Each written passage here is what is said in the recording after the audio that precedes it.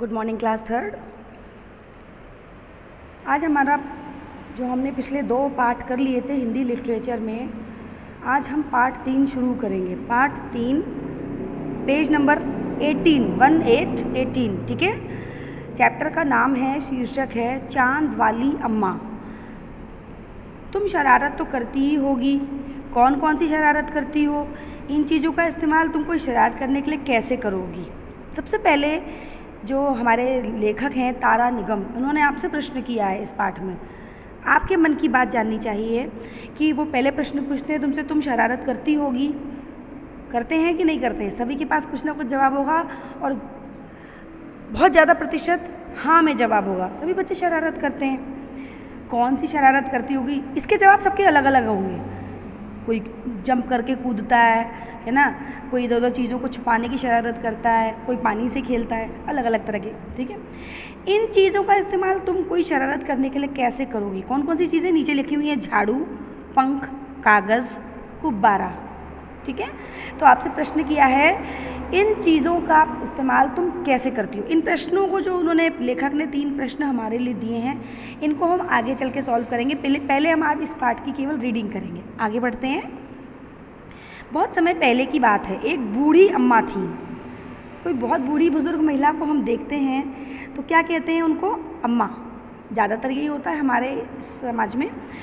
बिल्कुल अकेली, मतलब वो जो अम्मा थी वो अकेले रहती थी, उनके संग कोई नहीं रहता था, उसका अपना कोई ना था। घर का कामकाज उसे खुद ही करना पड़ता था, मतलब जितने भी घर में काम होते हैं वो खुद करती थी। सुबह उठकर कुएं से पानी लाना, खाना बनाना आदि। ठीक है, कई तरह के काम होते हैं घर में, तो जितने भी काम होते थे वो खुद करती थी। उसके साथ एक परेशानी थी, वो रोज़ सुबह उठकर जब घर में झाड़ू लगाती थी तब तक तो सब ठीक रहता था, पर जैसे ही आंगन में जाती और झाड़ू लगाने के लिए झुकती तभी आसमान आकर उसकी कमर से टकराता। ये काल्पनिक कहानी है, ठीक है, ऐसा वास्तविकता में नहीं होता, लेकिन फिर भी ये कल्पना है। कवि ने बच्चों की कल्पना के आधार पर कि बताया उसने कि उस जो बूढ़ी अम्मा थी उनकी एक परेशानी थी। क्या परेशानी थी? कि जब वो घर में झाड़ू लगाती थी सुबह उठ के तब तक तो ठीक रहता था, लेकिन जैसे ही वो झाड़ू लगाते लगाते आंगन में जाती थी तो क्या होता था, और झाड़ू लगाने के लिए झुकती थी, हम झुक के झाड़ू लगाते हैं, तो आसमान आकर उसकी कमर से टकराता था। आसमान, ऊपर आसमान होता है, वो नीचे आकर के उसकी कमर से टकराता था। अम्मा उसे घूर कर देखती तो वो थोड़ा हट जाता। घूर कर देखती मतलब किसी को जब हम घूर कर देखने का मतलब क्या होता है? गुस्से में देखना, आंखें बड़ी बड़ी करके गुस्से में देखना। फिर वह जैसे ही दोबारा झुकती आसमान फिर अपनी हरकत दोहराता, मतलब अपनी जो काम वो कर रहा था शरारत, वो फिर दोहराता, फिर से दोबारा उनकी कमर पे टक्कर मारता। 1 दिन 2 दिन 3 दिन लगातार यही क्रम चलता रहा। अम्मा झाड़ू लगाए और आसमान उसे तंग करे। मतलब अम्मा कह रही, यहाँ पे उसने, लेखक ने बताया कि ऐसा 1 दिन नहीं हुआ, 1 दिन 2 दिन 3 दिन, ये एक क्रम बन गया। आसमान रोज आता और अम्मा को परेशान करता। एक दिन कुएं पर पानी भरने को लेकर अम्मा का किसी और से झगड़ा हो गया। अम्मा जरा गुस्से में थी। जब किसी से झगड़ा हो जाए, कुएं पे पानी भरते ना, गाँव की औरतें जब कुएं में पानी भरती हैं तो अक्सर ऐसा होता है कि हम पहले भरेंगे, क्योंकि कुएं में एक बार में कुछ लिमिटेड संख्या में, कुछ सीमित संख्या में ही बाल्टी नीचे गिराई जा सकती हैं। तो जब ज़्यादा भीड़ हो जाती तो कभी कभी उनमें झगड़ा हो जाता। तो जो कुएं में पानी भरने को लेकर अम्मा का किसी से झगड़ा हो गया, अम्मा का भी किसी से झगड़ा हो गया। अम्मा गुस्से में थी बहुत। वह झाड़ू उठाकर आंगन में गई और जैसे ही झुकी आसमान ने अपनी आदत के अनुसार उसे फिर छेड़ा। अम्मा तो पहले से ही गुस्से में थी क्योंकि उनका झगड़ा हुआ था कुएँ पे, और जैसे ही वो झाड़ू लगाने के लिए आंगन में गई तो वैसे ही आसमान ने अपनी आदत के अनुसार, रोज़ के अनुसार उसे फिर से छेड़ा। अम्मा को उनकी कमर पे टक्कर मारी। अम्मा ने आओ देखा ना ताओ, मतलब उसने कुछ सोचा समझा। आओ देखा ना ताओ से मतलब क्या है? सोचा, बिना सोचे समझे कोई काम जब हम करते हैं, कहते आओ देखा ना ताओ, उसका नुकसान और फ़ायदा नहीं सोचते, बस हम वो काम कर जाते हैं। आओ देखा ना ताओ और ये काम कर दिया। वैसे ही अम्मा ने आओ देखा ना ताओ और कस कर एक झाड़ू आसमान की ओर दे मारी। आसमान की तरफ झाड़ू से मतलब हमला कर दिया, उसको मारा गुस्से में। आसमान झट हट गया। आसमान तो आसमान है, वो पीछे हट गया, पर वह भी अपनी आदत से मजबूर था। अब यहाँ पे जो आसमान है वो भी शैतान है, उसकी आदत है अम्मा को छेड़ने की, परेशान करने की, तो वो भी मजबूर था। दूसरी बार फिर अम्मा के झुकते ही टक्कर मारने लगा। फिर जैसे ही अम्मा वापस झुकी तो वो फिर से उनको टक्कर मारने लगा। अम्मा ने फिर पूरी ताकत से उस पर वार किया। अब की बार वो गुस्से में तो थी, अब की बार और ज़ोर से उसके ऊपर वार किया। आसमान को फिर एक नई शरारत सूझी। इस बार उसने झाड़ू पकड़ ली। अम्मा ने झाड़ू से मारा था, उस झाड़ू को आसमान ने पकड़ लिया। उधर अम्मा भी झाड़ू पकड़े थी। रस्साकशी शुरू हो गई। रस्साकशी मतलब क्या होता है? खींचतान। जब हम किसी चीज़ को, कोई एक चीज़ होती है और दो लोग उसको लेकर के खींचतान करें तो उससे कहते हैं रस्साकशी। रस्साकशी ये खेल भी होता है ना? रस्साकशी ये खेल भी होता है, उसमें भी यही होता है खींचतान। जिस तरफ की टीम रस्सी खींच कर ले जाती है उस तरफ की टीम विजेता होती है। तो आसमान और अम्मा के बीच में झाड़ू को लेकर रस्साकशी शुरू हो गई, खींचतान शुरू हो गई।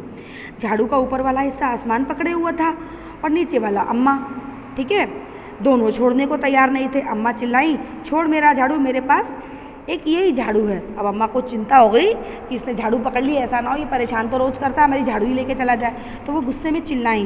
क्या चिल्लाई? कि छोड़ मेरी झाड़ू, मेरे पास केवल एक ही झाड़ू है। तब भी आसमान ने नहीं छोड़ा। बूढ़ी अम्मा कब तक रस्साकशी करती? थक गई। अम्मा तो बूढ़ी थी, है ना? पाठ की शुरुआत में बताया था, रस्साकशी कब तक करती? थक गई। आसमान ने झाड़ू खींचना नहीं छोड़ा। अम्मा बहुत थक गई लेकिन आसमान ने खींचना नहीं छोड़ा। अब वह झाड़ू के साथ ऊपर उठने लगी। थक गई थी तो उन्होंने खींचना तो छोड़ दिया लेकिन झाड़ू को छोड़ा नहीं। तो दो तरह से हार मानते हैं, एक तो हमने पकड़ बना के रखी और उसके बाद उस चीज़ को छोड़ दिया। एक होती पकड़ बना के रखी और अपनी तरफ खींचा। तो अम्मा ने थक गई थी, झाड़ू को खींचना तो बंद कर दिया क्योंकि वो थक गई थी, लेकिन झाड़ू को छोड़ा नहीं। अब वो छोड़ा नहीं और आसमान अपनी तरफ से खींच रहा था तो क्या हुआ? अम्मा हवा में ऊपर उठने लगी। उसके साथ साथ झाड़ू पकड़े पकड़े हुए अम्मा भी ऊपर जाने लगी आसमान में। वो चिल्लाई, मुझे नीचे छोड़ दे। आसमान ने कहा, अम्मा अब मैं तुम्हें नहीं छोड़ूंगा, ले चलूँगा ऊपर, वहीं झाड़ू लगाना। आसमान तो मस्ती करने के मूड में था, शैतानी करने के मूड में था। उसका क्या मन कर रहा था? अम्मा को छेड़ने का। उसने कहा, मैं तुम्हें नहीं छोड़ूंगा, अपने से ऊपर ले चलूँगा आसमान में और अपनी झाड़ू से तुम वही आसमान में झाड़ू लगाना। ठीक है, आगे बढ़ते हैं।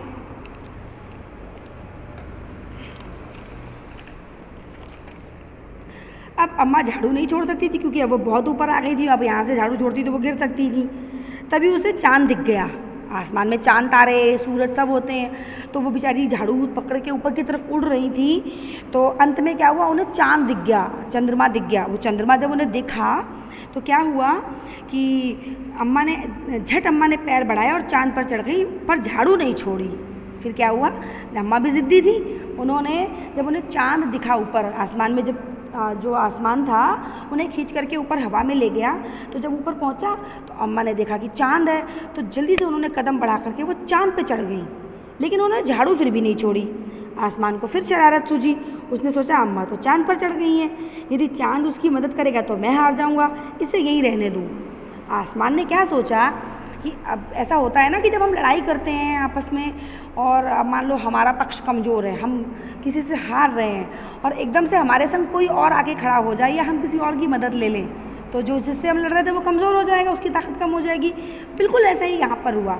जब अम्मा पैर बढ़ा करके चांद के ऊपर चढ़ गई तो जो आसमान था उसने क्या सोचा कि अम्मा तो चांद पे चढ़ गई हैं, अब अगर चांद ने अम्मा की मदद करी तो मैं हार जाऊँगा क्योंकि वो दो लोग हो गए, चांद ज़्यादा ताकतवर है और पहले ही मैं चांद से कमज़ोर हूँ। अब अगर चांद अम्मा की मदद करता है तो मैं हार जाऊँगा।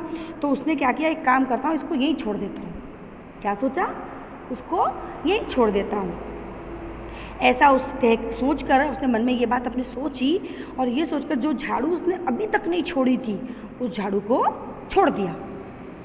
झाड़ू किसके पास रह गई? अम्मा के पास। अब झाड़ू अम्मा के पास तो रह गई, लेकिन एक नुकसान, अम्मा आसमान से तो छूट गई, आसमान ने उनकी झाड़ू छोड़ दी, लेकिन एक और साइड इफ़ेक्ट, एक और इसका प्रभाव क्या हुआ, अब अम्मा बेचारी चांद पे बैठी थी, है ना? जो अम्मा थी वो अब चांद पे बैठी थी। अम्मा झाड़ू सहित चांद पर रह गई। वो इतनी थक गई थी कि झाड़ू पकड़े पकड़े चांद पर ही बैठ गई। समझ में आया? अम्मा थक तो गई थी क्योंकि इतनी खींचतान करी, फिर टंगे टंगे ऊपर लटके लटके आसमान में आई, फिर चांद पे चढ़ी। बूढ़ी थी तो वो थक गई थी, तो वो झाड़ू पकड़े पकड़े वहीं चांद पे आराम से बैठ गई। ठीक है, आसमान ऊपर चला गया, छोड़ के वहीं चला गया क्योंकि उसे डर था कि वो चांद से हार जाएगा। उस दिन से आज तक बूढ़ी अम्मा झाड़ू पकड़े चांद पर बैठी हैं। क्या देखा, समझा आपने इस पाठ से? तारा निगम ने ये पाठ लिखा है। पाठ की अंतिम लाइन आपको एक प्रकृति की एक संरचना की तरफ इंगित कर रही है। ध्यान दीजिए, ये पूरी की पूरा पाठ एक काल्पनिक रचना पे है।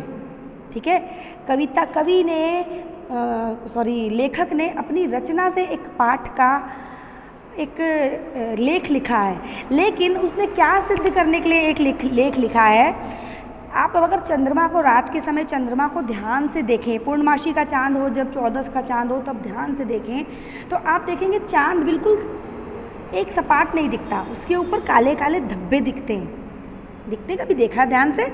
आज आप इस वीडियो को देखने के बाद रात को मम्मी को पापा को लेके जाना ऊपर छत पे, चांद को देखना, वो कैसा होता है, उसके ऊपर छोटे छोटे धब्बे होते हैं। तो लेखक ने बच्चों को अपनी कहानी के माध्यम से ये बताने का कोशिश करी कि वो चांद के धब्बे क्या हैं। वो चांद के धब्बे, और वो धब्बे बदलते रहते हैं, उनकी शेप भी चेंज होती रहती। तो वो क्या है?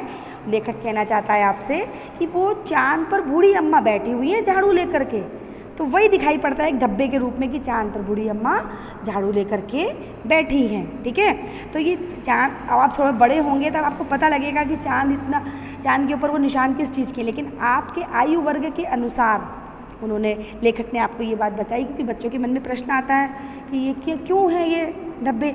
तो ये उन्होंने इसका उत्तर इस तरह दिया कि जो बूढ़ी अम्मा हैं वो बेचारी चांद पे ही रुक गई हैं और वो झाड़ू लेकर के उस पर बैठी हैं। ठीक है, था ना मज़ेदार पाठ? उम्मीद है आपको समझ में भी आया होगा। कल हम इस पूरे चैप्टर के कठिन शब्द और शब्दार्थ आपको इस ब्लैक बोर्ड पे लिख करके समझाएंगे और आपको कराएंगे। ठीक है, आज आपने ये रीडिंग करी, वीडियो को ध्यान से देखेंगे, समझेंगे, और इसके बाद आप इसको, आपके मन में जो भी प्रश्न आता है इस पाठ से संबंधित, वो व्हाट्सएप ग्रुप पर सेंड करेंगे। ठीक है, एक चीज़ मैं और आपको बहुत ही गंभीरता से बताना चाहूँगी, किसी भी हाल में जब एक नया पाठ शुरू होता है, ठीक है, आपके मन में बहुत सारे सवाल होते हैं उस पाठ को लेकर के, पाठ पढ़ते समय बीच में बहुत सारे सवाल आते हैं। ठीक है, अच्छी बात है, आने भी चाहिए और आपको उन्हें पूछना चाहिए। लेकिन आज एक नई चीज़ मैं आपके सामने शुरू करूँगी। अभी तक क्या होता था, पार्ट 3 आज मैंने शुरू किया है।